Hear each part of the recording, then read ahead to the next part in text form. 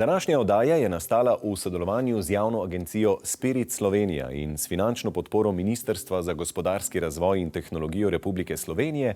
Namenili smo jo spodbujanju uporabe lesa.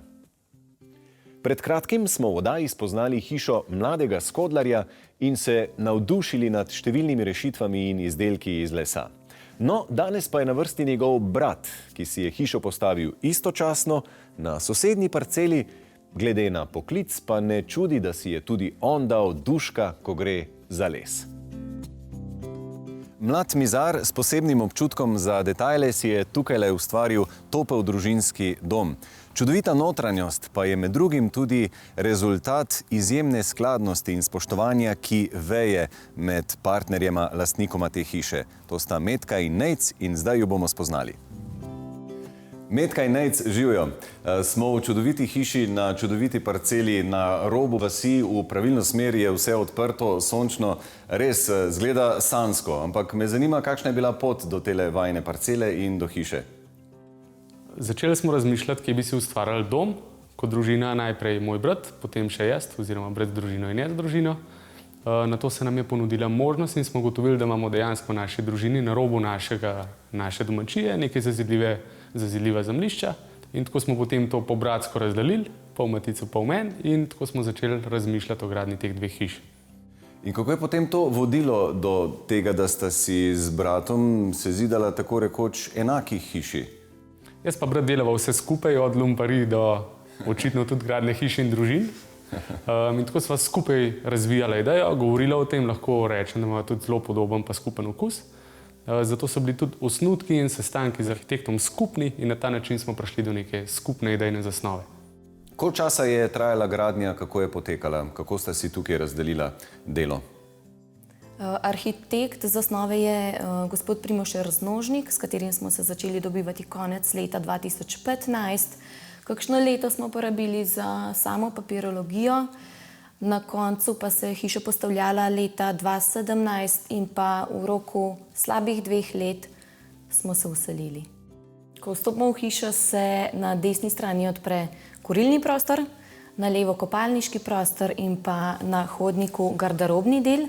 Tako iz garderobnega dela pa že pridemo v glavni prostor, kjer vse v osrčju jedilnice, kuhinje in dnevne sobe, nad katero se vzpenja tudi podest, ki je dostopen po lojtri. V spodnjem prostoru je še pralnica, v zgornji prostor, na galerijski del se pa vzpnemo po stopnicah, kjer imamo takoj razgled na odprti kabinet pod oknom in pa otroške sobe, spalnico in še eno kopalnico.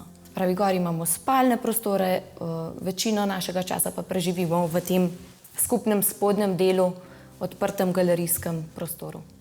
Predvsem je pa tisto, kar se vidi pri eni in pri drugi hiši, to, da sta oba dva močno povezana z lesom. Verjetno ni bilo debate, iz česa bo ta hiša. Ne, lahko rečem, da našo družino ali pa zgodovino naše družine že kar nekaj generacij povezuje ljubezen do lesa. Sicer sta moj oče pa star oče falila 2 generacije, drugače pa menda družina Zakrajškovih obdeluje les že 6 generacij. To nam je nekako položeno zibko in v resnici oba velika entuzijasta do dela z lesom in do ljubezni z lesom. Zato nam je to samoumevno in vključeno v najino življenje. Tako da tudi, ko smo začeli razmišljati, kako bomo gradili, na kakšen način gradnje, je bilo to prva odločitev les. Zato smo ga tudi želeli vključiti na vseh možnih ravneh, tako zunaj kot znotraj, kot za konstrukcijo. In še vedno sva prepričana, da je to pravilna izbira. Metka, glede na to, kar počnete vi v življenju, niste toliko povezani z lesom, pa me vseeno zanima, koliko ste bili vpleteni v načrtovanje ali pa kasneje v opremljanje hiše. Mislim, da so bile obe punci tukaj kar 100% vpleteni. Kljub temu, da najine službe se ne vrtita tako okrog teh zadev. Fante imava, ki imajo radi les in nama je tudi prirazil k srcu.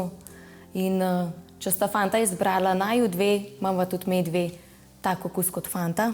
Tako da je šlo vse v ta pravo smer, ni bilo težav.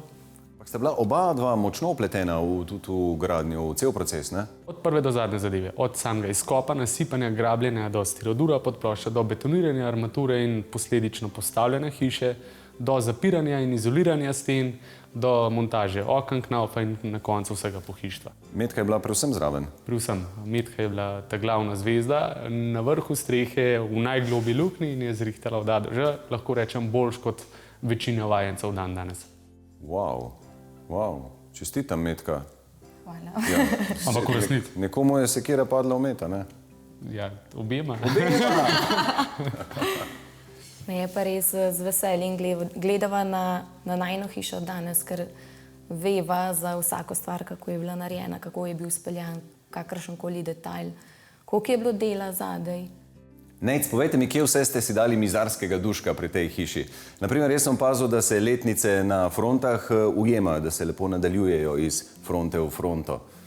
Sigurno ste bili na to pozorni, ne? Da, seveda. To je kar zapletena zadeva pri takšni količini front, sploh ker si omejen s količino materiala, ki ga imaš na voljo za ploskovno izdelavo pohištva. Je pa tudi precej zanimivo, ker smo to delali s kolegom v poznih nočnih urah in je bila cela zabava, ko smo to izvedeli. Ampak na koncu je kljub vsemu kar dobro uspel. Kje sem si dal največ duška, pa mislim, da lahko rečem, da ima skoraj vsak kos pohištva neko svojo osebno noto, zato ker z Metko namenjava veliko časa temu, da idejo predebatirava, ker oba lahko rečem, da komplicirava in imava zelo piker okus, kaj nama je všeč. Tako da ima skoraj vsak kos pohištva v najini hiši ima neko zadevo, kjer jo drugje ne najdeš.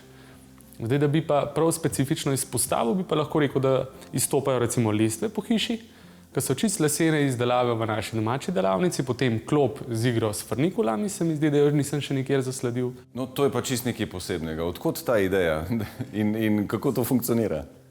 Ta ideja izhaja iz mojih najstniških let, ker sem naredil neko pručko z igro s frnikulami, kjer je štelo, koliko frnikul si lahko spretno vrtel po klopci, brez da padejo na tla. Tukaj sem pa samo razmišljal, kako bi lahko popestril zadevo in izdelal nekaj tasga, da bi bilo zanimivo tudi za naše mulce. Če si je vaš mož dal opraviti z določenimi detajli po hiši, koliko ste pa vi bili pozorni na to, da bodo stvari izdelane? Je na primer kuhinja po vašem okusu? Absolutno. Jaz mislim, da je vse v hiši po najinem okusu. Ker tako kot je rekel Nejc, vsak projekt predebatirava, premisliva, do skrajne točke pripeljava s skupnimi zamisli. Upošteva tudi moje želje. Kako to v praksi potem poteka življenje z bratom, ki ga imaš sosedno družino, bratovo namreč tako rekoč na dvorišču? Kdaj pogrešate kakšno živo mejo, da bi vseeno imeli malo več zasebnosti, ali je to pač toliko organsko zvezano življenje? Mislim, da je zadeva ratala tako enosmerno in tako upleteno skozi čas, da sploh ne pogrešamo neke zasebnosti v večji meri. Tudi terasni del, kjer preživljamo največ večernih poletnih večerov, sta glih toliko zamaknjene, da vsak dobi svoj del zasebnosti. Je pa zelo fino, ker lahko odpremo našo geosteno, otroke pošljemo ven in ko pogledaš skozi okno, vidiš 4 otroke, ki se igrajo in jih imajo na očeh, tako sosedovi kot mi, kar nam da nek varnost, dober občutek, hkrati je pa to krasna zabava za naše mulce. Seveda. In če otrok ne najdeš, je prva misel najverjetneje super brat. Samo zaupiješ skozi okno, Matic! In on zaupije, pa nas so. In to je to.